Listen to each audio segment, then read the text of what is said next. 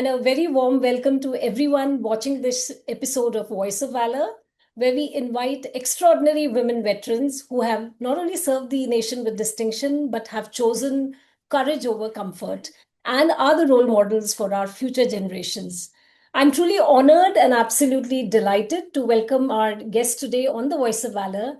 And I tell you, as I prepared for this conversation, I found myself deeply inspired by many dimensions of our guest, from serving the nation as a women officer in the Corps of Army Aviation to breaking barriers and etching her name in history.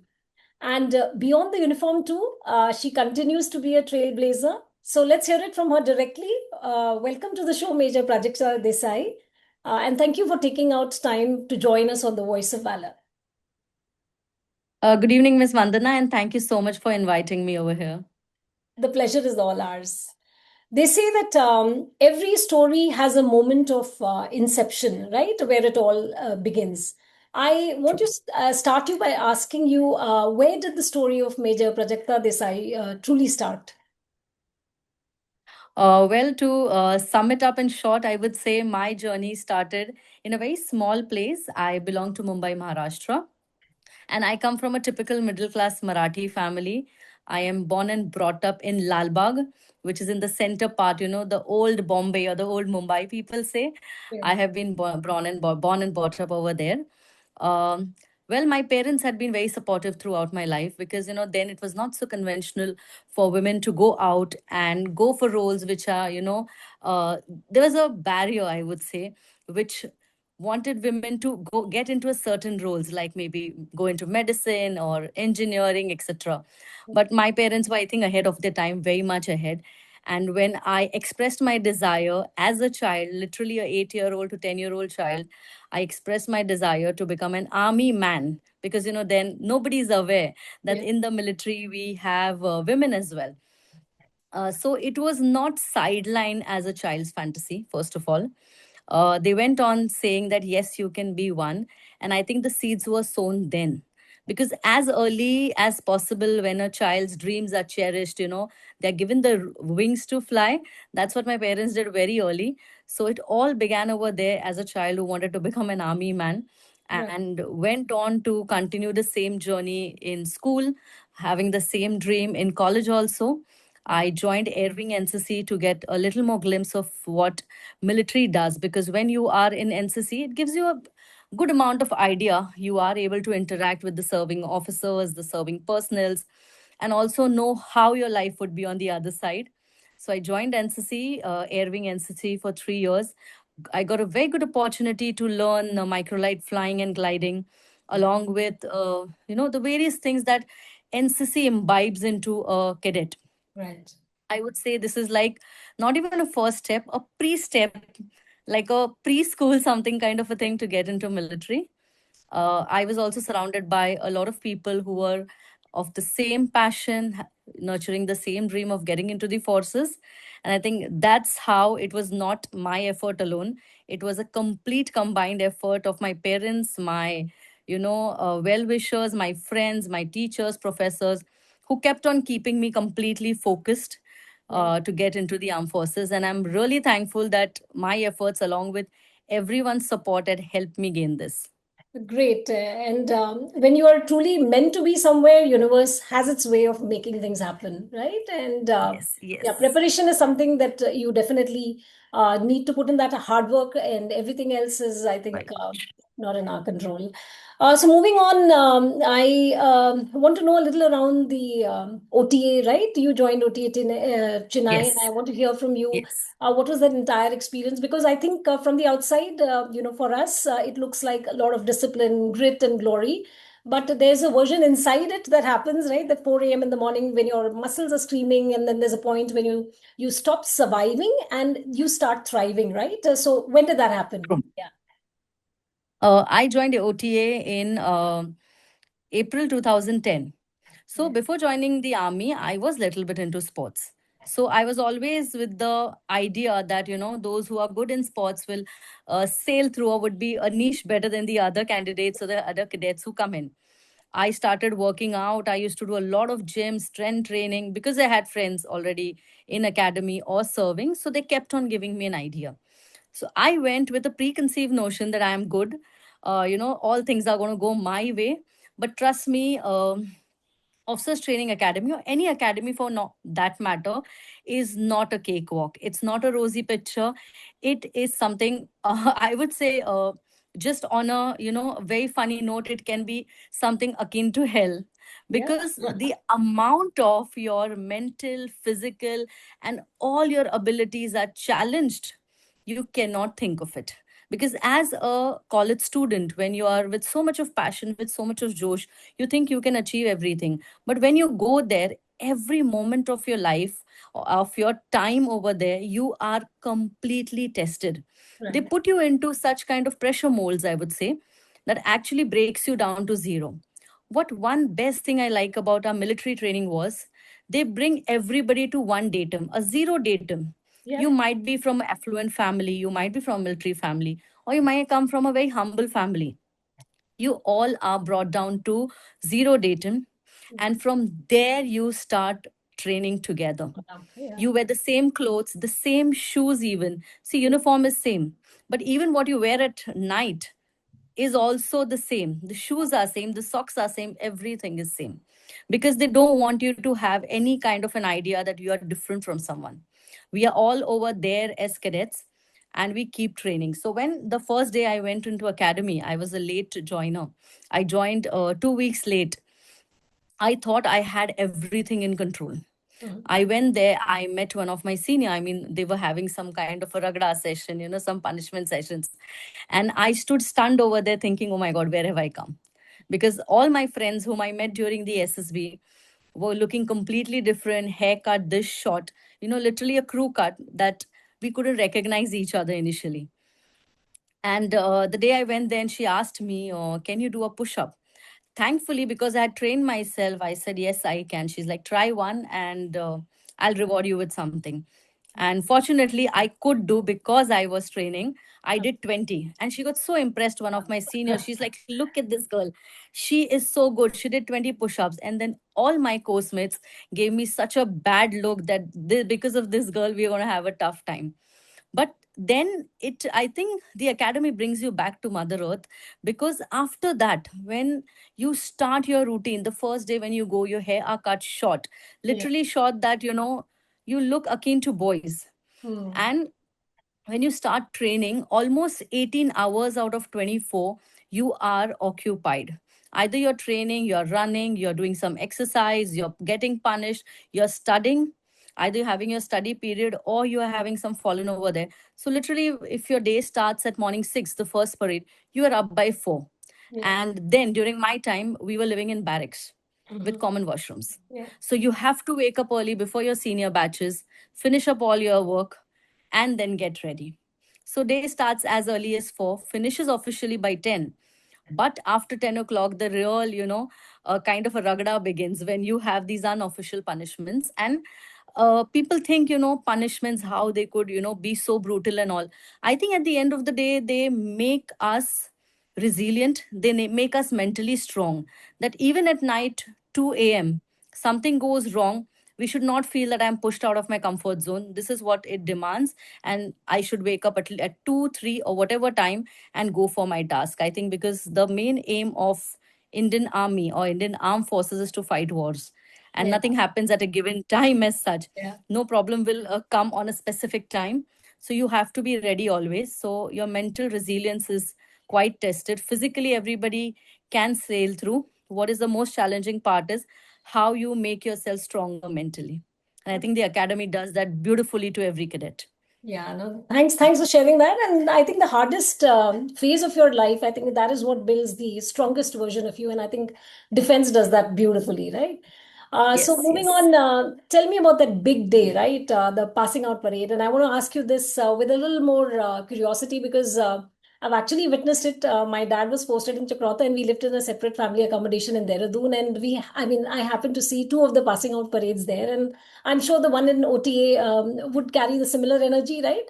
And as a Yes. cadet, right, it's a different feeling. I was watching from outside, transitioning from an officer transitioning from a cadet to an Indian army officer, right?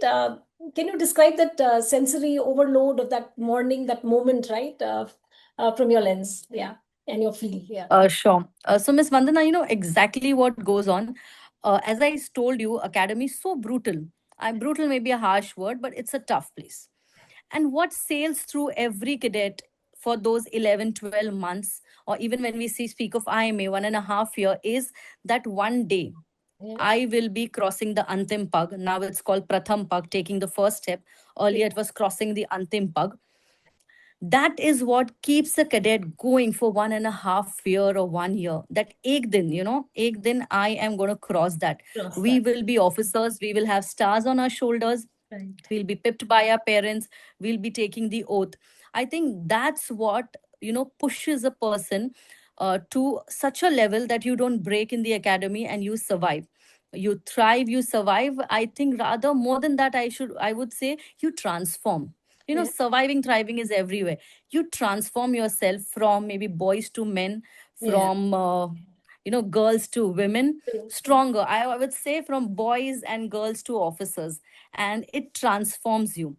So when you're only, I would say your aim is like after a year, I will have those 2 stars on my shoulder, and I will be called Lieutenant Prajakta Desai. It what keeps us going. And a day before, I would say a week before, you start getting into a grid of, going to become officers. So we start losing out, loosening a little bit. Okay, abhi punishments kam milengi, abhi Yeah. thode tasks kam honge. Now we can just chill and relax. But Nice. yes, just for a little bit of, you know, pushing us a little harder. Our final tests are going on. If people have not, passed certain tests, they are given an opportunity. And some or the other time, in a very fun way, our DSS, the directing staff, or our instructors will also punish us. Not with an intention to make us strong anymore, but Yeah. just to put us into the grid that till now you all are not officers. There's still We time. start preparing. Yes, yeah, just that way. We Yeah. start preparing our uniforms, calling our parents, booking everything for them. Mm. But I'll tell you what changes in us is morning 6 the parade starts, similar to the one that you've seen in IMA. Yeah. OTA parade is also the same. And when you are actually standing in the parade ground, and the last time you do a slow march and move through the Antim Pug, Yeah. when the all and I'm not able to pronouncing, but the song is Odd Lang Sang, which the Yeah. song is played. And on the bagpiper music, when you move out, in Antim Pag, Mm. and the time you take the last step on the Ambe move out, that is the time you finish that everything I have endured till date, Right. every pain, the learning, the teachings, the ups and downs I have had, Mm. breakdowns, the achievements, everything has been, a success today. And that's what you feel. That's the first stage. And when we change into our uniforms, respective arms uniforms, we change into that, go in the area where pipping is done.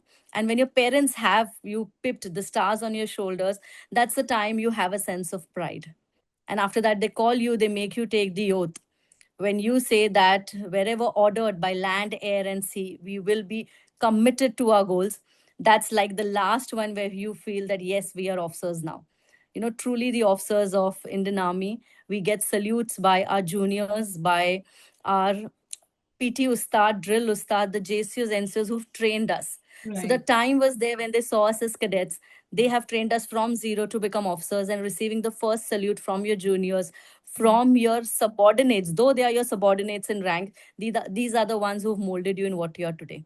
So I think gives a different sense of responsibility, happiness, pride. Yeah. And then watching your parents get emotional is another thing that whatever I have done till date, as a child, maybe being a notorious kid, naughty kid, when your parents have to struggle behind you for your studies, but when they see you in a uniform, I think it's a big kind of achievement for your parents. Absolutely. So I'll tell you also one more thing.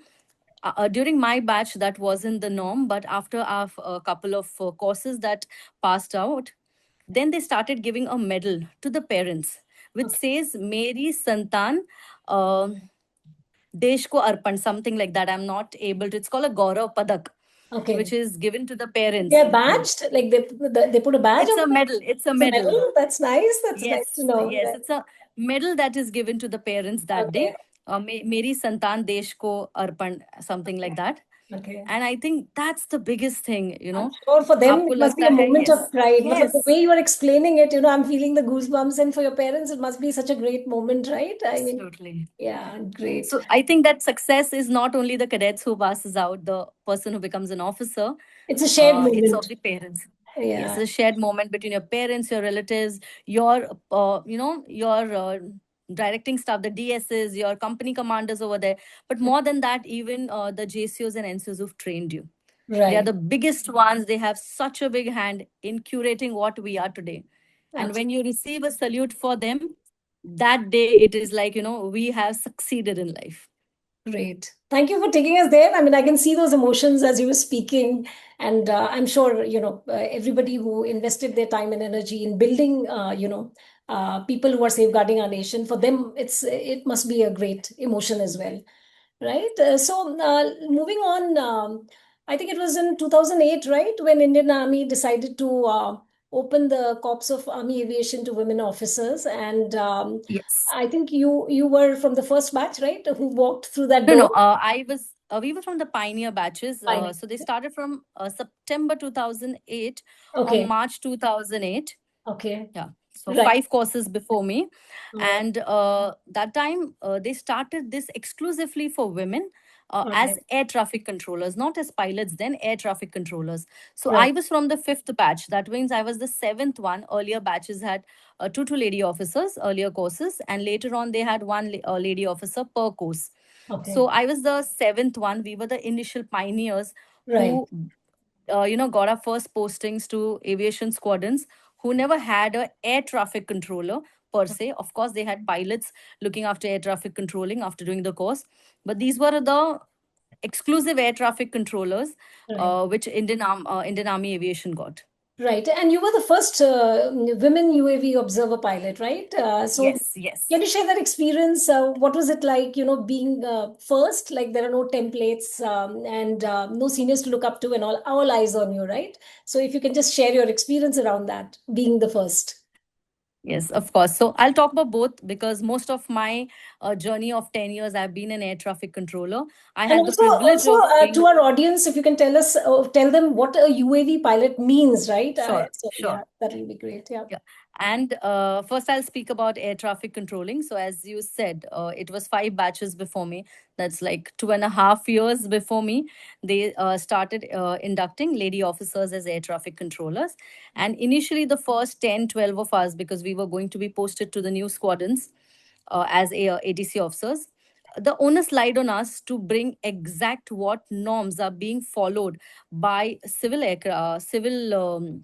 aviation as well as the Indian Air Force to Army aviation. So initially, of course, when you start something new and you have to break a barrier which is existing for a very long time, not everyone likes change. When there is a change going to happen, there will be a little resistance. Resistance. Yeah. People may try to, yeah. People may try to tell you, plus and minuses that why we should be accepting any kind of a norm or why should we not, diverting ourselves from some kind of procedures. So it was a little tough time convincing, especially people who are senior to us, that why certain things should exist. Because the aim of being an air traffic controller is simple. You have to avoid any collision that can happen. You have to give a safe haven for the aircrafts to fly. Yeah. So Absolutely. if safety is the priority, you have to have procedural discipline. And to invoke the procedural discipline, of course, it is there. But when it involves the airspace, that was important for you to get the right amount of drills, the correct, because we have only helicopters, so we had to get what is applicable to helicopters because we were having lesser airspace compared to the Indian Air Force. Then apart from that, we had only VFR traffic, that is just the helicopters. We had less airspace. Our operational requirements were completely different because most of our operations used to happen in the hills, where Yeah. most of the time you may not have any controlling because you don't have communication till there. So keeping everything in mind, we had to modify the rules. We had to have our own set of rules and regulations specifically from for army aviation, which were taken from the air force and civil agencies. And after having that set of rules, the time was to implement them. I think that was a little tougher time, but I think all the lady officers who ever have been, there are so many here who would be watching this, who are on LinkedIn, that all of them together put a very combined effort to push and place the entire rules of controlling Yeah. perfectly aligned to, the civil agencies and Indian Air Force. So I think that was the time where I would say my contribution was much in terms of air traffic controlling. And now coming to UAVs. So UAVs are not complete drones like people see drones today. Yeah. Drones can be like quadcopters, small, I would say aircraft, small aircrafts, okay, which are remote controlled. Yeah. Similarly, UAV, I would say, it's called an unmanned aerial vehicle. It's not like a small drone. It's not something you can just keep flying. It's a Mm. proper huge aircraft. If I have to talk in simple terms, it's a proper aircraft, but it doesn't house a pilot. It has its own brain, it has its own fuel system, it has its own electronics, and it has three pilots for it. Some of the UAVs have only two. The advanced ones, the earlier ones had three pilots. So one is an external pilot which helps the aircraft take off from the runway and land, take it into the circuit and move it out. Then comes an internal pilot whose job is to take the aircraft to an area from where the mission is going to be possible. And third is the observer pilot, which I was one. The Yeah. job of an observer pilot is basically to operate the payload. We may have cameras, we may have, ammunitions, Right. whatever the payload is. So we had cameras when I was training to operate the camera and do your mission. The mission might be, tracking, fleeing terrorist, then laser designation of a target, so that fighter aircrafts can come and destroy it. Then you had to take on the static targets. So your target is fixed, your mission is fixed, and an observer pilot has to carry out the mission of providing whatever the right feed is, Yeah. whatever he or she sees on her display to Mm. the formations, because we have either the ground troops who are conducting the operations over there, the Indian Army ground troops, or you may have the fighter aircrafts taking down the target. So the work of an observer pilot is very crucial. It's very critical. Yes. You must have a very good skill of operating the payload. वो कहते हैं ना, थोड़ा सा नजाकत के आपके हाथ होने चाहिए, स्टेबल होने चाहिए. When you're tracking a target, you should be tracked and it should not have been lost. You should be able to analyze what you see on the screen. Yeah. Are you able to predict and interpret and give it back to the formation commanders? So that's what the job of a observer pilot is. Yes, we did not have any seniors, but we had the best of the best instructors who were from the Corps of Artillery, who have actually hand-holded us for the entire 4 months. I remember I actually felt like, being a cadet, as if I've gone back to the academy or to the training days of being an air traffic controller, where you would have your instructor hit you at times for not, doing the work perfectly over there, not able to hold the joystick correctly. Your target is moving off. You Yeah. are panicking. You don't know how to control your payload. So they have held our hand. We were four of us, five of us who Okay. were qualified as observer pilots then. Four lady officers, one gentleman officer, apart from other officers who were also EPs and IPs, as I mentioned. So yes, I absolutely felt like, that I've gone back to college, Yeah. because you have to again start learning so much of electronics, physics, mathematics. It's all literally for a person like me who's not so, good in maths. It was a little tough. But yes, that required a lot of dedication. It required a lot of hand holding from our instructors, late night studies, and it was completely like I had gone back to school, college, and giving my 12th standard or SSB or my CDS exams. It literally felt like that got us back to school. But yes, it feels good that if you have performed well, if the course has done really well, you set a benchmark for the upcoming courses, for the upcoming generations, that yes, the step taken to induct women or to induct certain men as UAV pilots was correct, because of a benchmark set by the previous course, the next courses can benefit. So I think that was it. That that was, I would say, our contribution or my contribution into UAVs. No, absolutely. And I think you paved way for other women, right, to follow, streamlining the process. You spoke about the science behind it, I didn't know it was so technical, right? From outside, you just feel that it's about navigation from the control room. But yeah, I think there is a lot of detailing around it. Thanks, that was really insightful. Yes, Uh, because they are very sophisticated, yeah, equipment. equipments. Yeah, The ranges are very. You can actually stay in your own country and look for targets in the enemy country. I mean, I would just leave it up to that. That's the range of operations of UAVs. So when you are handling such a sophisticated equipment, you need to be a good handler, because it's every time it's a man behind the machine. The machine can be absolutely good, but if I am not up to my mark, up to my potential, then that machine is of no use to the to the yeah. It's military, all about if the precision, pilot behind right? it is not Yeah, good. yeah. Yes, absolutely. Okay, Major Desai, there was a landmark ruling of Supreme Court in 2020, right? That women Yes. officers in the Indian Army, they must be granted the permanent commission and on equal terms with the male counterparts. And recently, right, on the 13th of June, 2026, we were watching on the TV, right, when the first ever batch of female NDA cadets, I think there were 17 of them. They were From no, overall from the eight defense. from army. Yes, Army, yes. yeah, yeah. Overall, I think there were Eight 17 from the army. from, yeah, all the tri-services. And yeah, I think eight of them, they became officers under permanent commission. Now, that was a structural shift, right, in the Indian military. And women entering the forces with the permanent commission from day one rather than, fighting for, permanent commission at the end of their service. How do you see the shift changing women's mindset and confidence?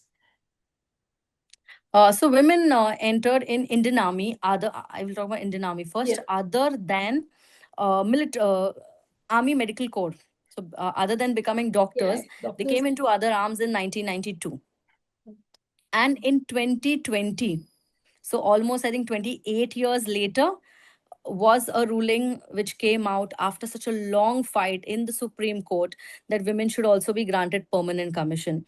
So I think it took a longer time, but it's actually better late than never. I Absolutely. think I sometimes believe in that, because at times we cannot fight what's not with us, in terms of we cannot fight the whites. I feel if a policy has to come, it may take a longer time, but it has come.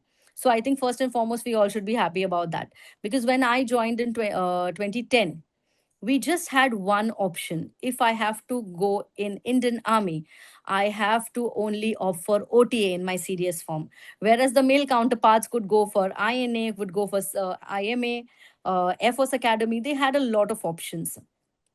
I think what best happened was, since the Supreme Court said that, PC should be granted, now this has given even dreams to the younger generation. So earlier it was very clear, I need to do my graduation, and only after that, either I should be appearing or appeared in my graduation or my engineering. Only after that I can apply for Army, Navy, Air Force.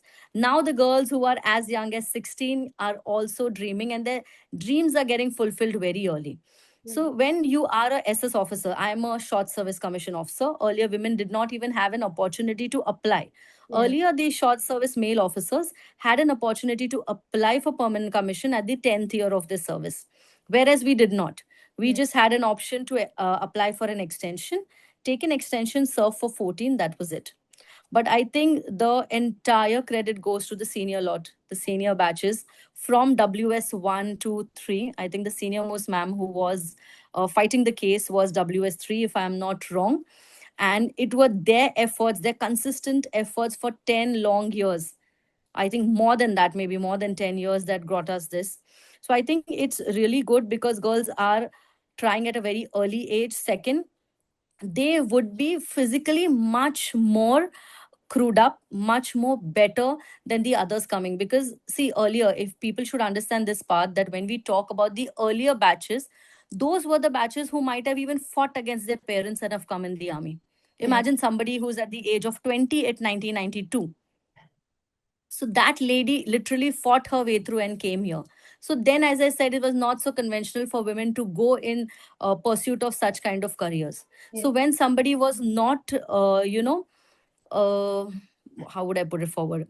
They were not open to even such kind of professions, obviously they wouldn't be, that physically fit, physically strong. All might not be in sports, all might have not played some sports in school or colleges. So when we talk about the physical capabilities, then it might have been less. But as you grew more and more, as people, with the newer generation, girls have a lot of opportunities where you Mm. have supportive parents. The mindset has, grown manifold. So Absolutely. I feel now the women have given much more opportunities from a very young age. So if they are joining NDA at the age of 16 and a half to even say 19 and a half, the last age, and getting trained similar to men. Of course, the physical capabilities are different because men and women are built differently by nature.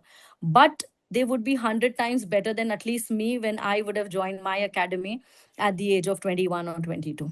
So this is the biggest advantage. And next thing would be that these girls, I think I would love to see one of them from the first batch of NDA to become a general one day. I hope that So happens. in yeah, they should. And also, in 2023 was the first time women were commissioned. Six of the lady cadets were commissioned in the Corps of Artillery. So I would say we are not there, but we are as close to the enemy as possible. There are many factors to it. If you allow me, I may take a minute or two Sure, and please. explain. I feel there are many factors to it when we say that we need women in the combat services, because I feel at times the standard cannot be low, because the enemy doesn't see, the enemy's bullet doesn't see it's a man or a woman. Yeah, In war, nothing is fair. absolutely. So if a woman is as capable as the counterpart, the other gentleman officer, to say, run the same amount of kilometers in a certain time, do exactly the same test, run with them, sit in ambushes for 1 or 2 days, go in for raid, go in for counter-terrorist operation. If she is that capable enough, opportunity should be given. I'm sure not everyone may go there, get through that, but at least some will. So if you keep the opportunity, if you keep the a way open for women, I think at least some will reach there.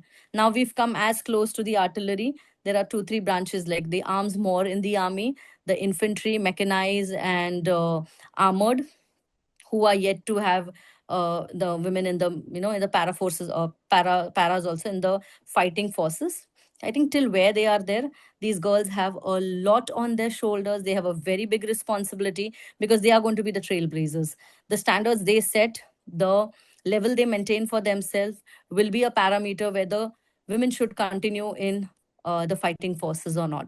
So I think a lot of factors are there, a lot lies on their shoulders. And if you see the pictures, I couldn't meet anybody personally, of course, but if you see the pictures of these girls who've passed out, look at their physique, look at the amount of, kind of muscles, I would say, that they have built. They are there. So I think it's just that opportunity should be given, and whoever makes it. Like similarly, when we enter army, we also have to go through the same test, the same SSB, the same medicals. Similarly, opportunity should be given. If a girl is able to do it, why not give her an opportunity and let her go ahead? I think we will have a general someday, and let's just wait for it. Yeah, great. Thanks for sharing that. Major Desai, for you personally, I mean, how difficult was it transitioning from being Major Desai, the army officer, to building a new identity beyond the uniform? Right? Because now you are a motivational speaker, you are an animal rescuer, defense mentor, and an adventurer. So, how difficult was that transition? Oh, initially it was very difficult because you are used to a set of structure. I feel the army gives you a structure.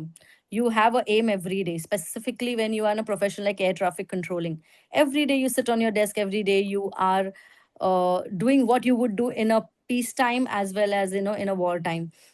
So it I had a sense of purpose, a much more higher sense of purpose than what I could have in corporate. Of course, I did work 2 years in Amazon India, Yeah. but what I felt was the structure that the military gives you is not something there in the corporate. Of course, army is a hierarchical organization. The corporate works on a very different setting. Army is everything about the orders are given, and the things go, Yeah. the things happen. In the corporate, it's the other way around. So yes, initially 6 months I did have a little bit of a tough time like a cultural shock, understanding how people behave, understanding how corporate behaves, what are the tipping points, of people. Because in army, we all are trained, similarly. There's a standard datum for every training. We all come from the same spectrum, I would say. But in the civil, they do not come. So here, I think what helped me was the man management that I learned in the army. Of course, training is same, but not all five, fingers of my uh, one hand are similar. As in army, I had to deal with my jawans, with my troops in a different manner, depending on everybody's personality. Yeah. Here also it was similar, but the variation in personalities was quite vast. The spectrum was very large in man management. I think that and adaptability is what the army, teaches us. I'll just say one thing. There was one officer of my ours during training. So once told us when we were training is the spectrum of an army officer is very wide. When in the morning you go for a mission or something, you can have a 4 day old basi puri also, bread also, and you can stay. And by the evening, you can fine dine in a five-star restaurant. That's the spectrum of adaptability a military person has.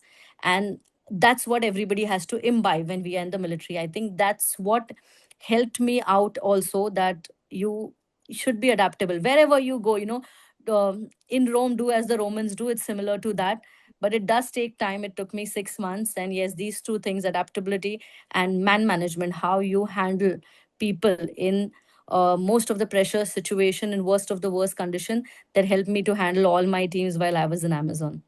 Great. And I think you've also spoken at TEDx events 9 times. That's incredible. And each time translating the discipline and the grit of an Indian army into the language that ignites, right? The civilians and the Gen Z kids. You are also a motivational speaker. And Yes. you've spoken, I think, in the finest educational institutions of India and also leading organizations in the country, right? So, what is the Yes. most important leadership lesson, Major Prajakta, from the army that every corporate leader should learn? I'm from the corporate background, so I definitely want this message being passed to my network and to other corporate leaders in India. Actually, there are many. There are many, One, I would say two things, if you allow me. Yeah, sure. First would be your mission should be first, and your people always. Why I say mission first, because that's how we did it in the military also, and also with what I learned in Amazon. Your customer, that's like a mission for us. Your customer should be first for me always and every time. So everybody, your mission should be first, and your people always.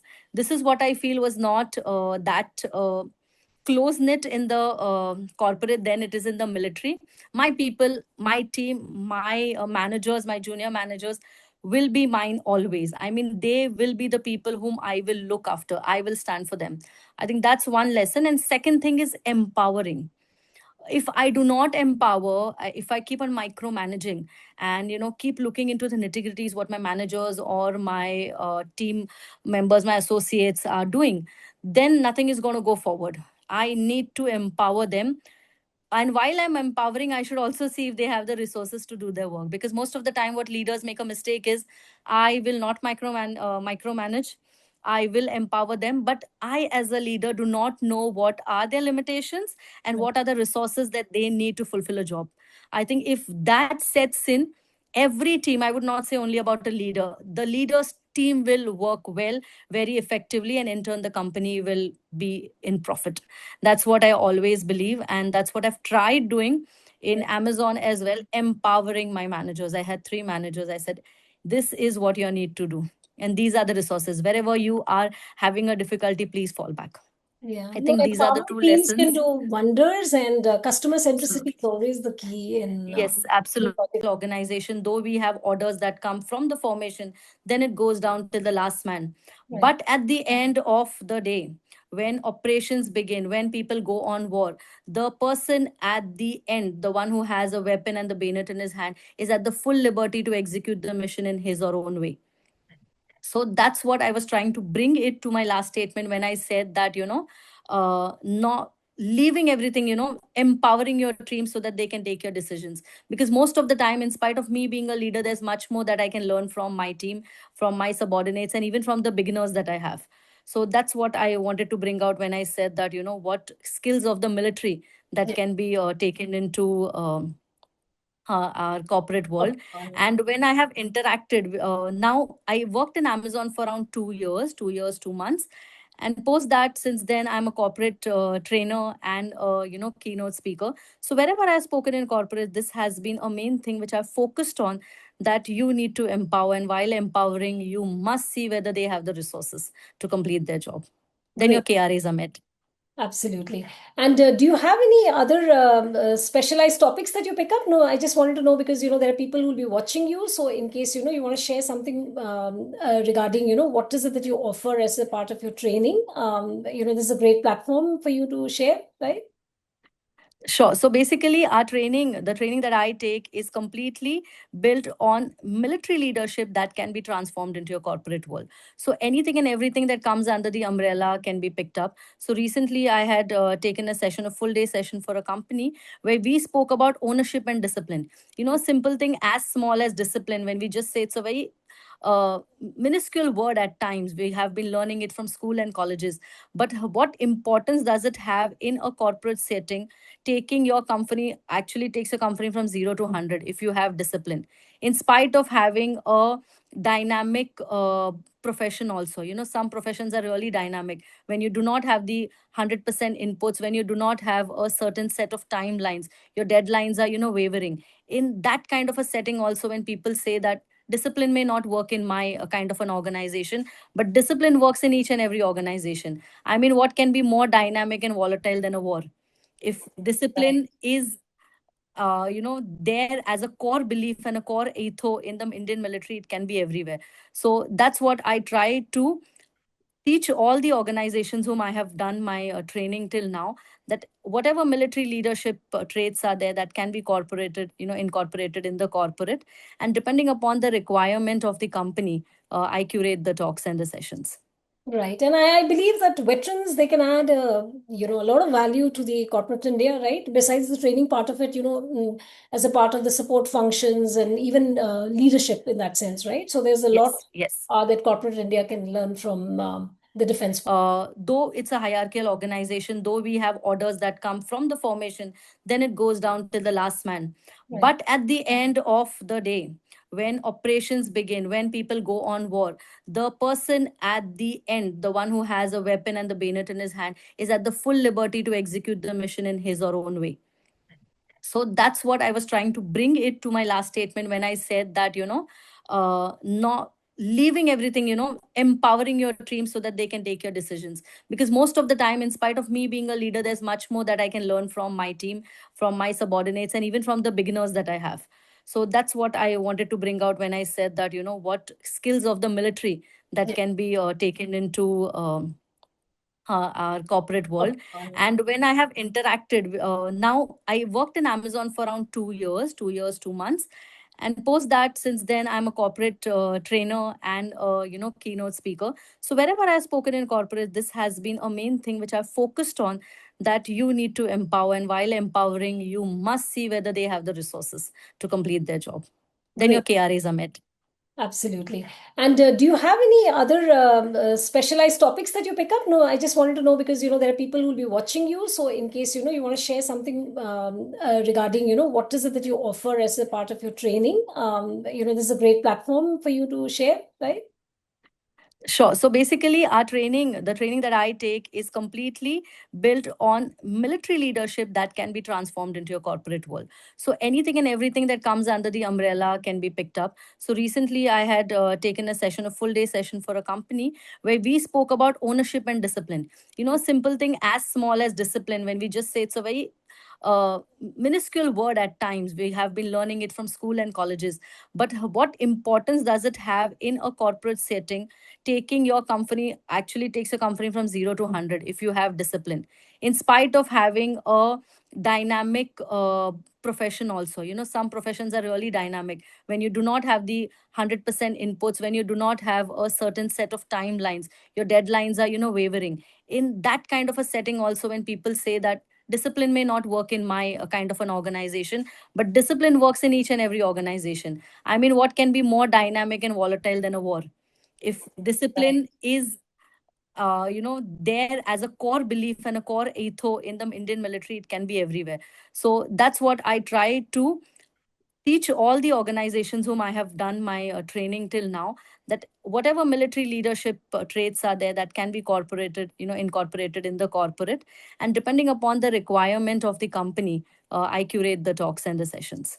Right. And I believe that veterans, they can add, a lot of value to the corporate India, right? Besides the training part of it, as a part of the support functions and even leadership in that sense, right? So there's a lot Yes, yes, that corporate India can learn from the defense forces. true, So true. moving on, let's talk about military discipline at home, Major Prajakta. I mean, when two army officers are married to each other, I believe your husband is also from the armed forces, Yes, right? I mean, I've been yes, watching your yes, yes. interviews, and yeah. So, who actually commands the household? It's I think yeah, I think nobody. The weird part is when you both are from the military. At home, you turn to be most laziest people.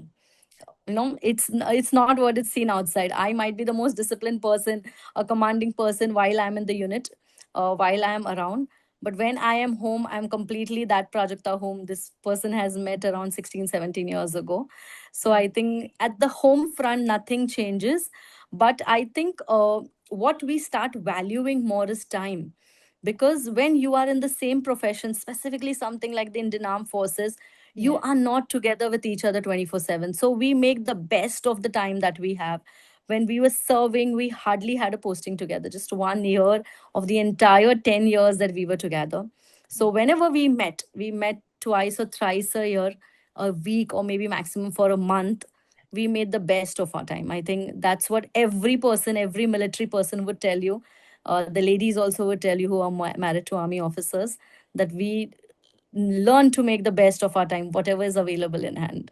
right. So, do you station yourself with him wherever he's posted, or you're based out of Mumbai completely? Yeah, now I do. Now wherever he's stationed, I do. And for my work, I keep flying down to Mumbai and Delhi because Right. that's where my maximum work is. So I keep flying down over there. Otherwise, I prefer to stay with him. And at the first instinct that I finish my job, if I finish my session by evening 5, I request the organizers, please book a flight for me in the night as well. I need to run back home Right. because I just want to run back home after my work is done. I go to some beautiful cities, beautiful places. People tell me, just stay for 2 more days. We'll take you around the city. I said, no, just let me go back home because that's what the priority lies, after my work. Absolutely. Yeah. Major Pranita, as we wrap up, what is the message that you would like to share with all the women and the young girls who are chasing their dream, facing challenges and striving to make a difference in their own unique way, right? What is your message for them? Firstly, I want to tell them, do not let anybody else tell you that you are worth of XYZ things. Nobody can decide your worth. If you have decided what you want to do in life, please go in pursuit of your dreams. Do not let the naysayers pull you down. Do not be with such kind of a partner who will not let you fly. Be with such a person who's letting you spread your wings and fly high. And lastly, I want to tell every person out there, be it a men or women, or the youngsters, the elder lot, whoever is watching this, do not give up. In any stage of your life, you should never give up. Even if there's a 1% chance of navigating the obstacle, winning over that problem, please go in, please go bash on regardless. Do not pull yourself back. I think that's the thing I keep telling even the youngsters whom I motivate for defense forces, that even if there's a 1% chance, do not give up. You need to fight it out.